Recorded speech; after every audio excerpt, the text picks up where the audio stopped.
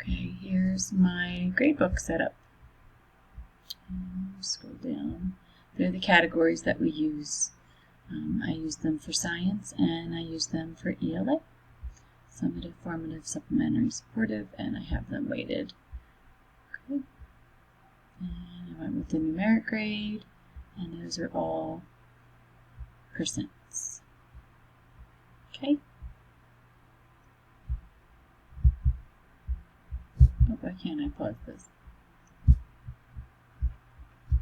There we go. No. Alright, so I made a grade, an assignment.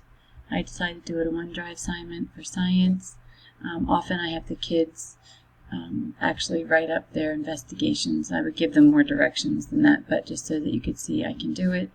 I usually do it either as a summative or formative, depends on where we are in the school year. And I even aligned it to the standards. And it's always a numeric grade.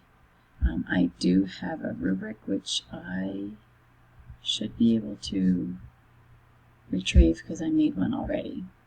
Okay, so I'm going to create, and I am going to give Chris Foley a 95, and Shannon Marino is going to get a 98, and it's already saved. Pretty cool.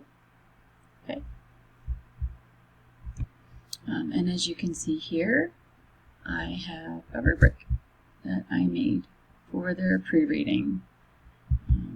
Here's the assignment that I created already, and there is my rubric. Okay, I think I have everything. All right, thanks guys. Hope you're having a great week.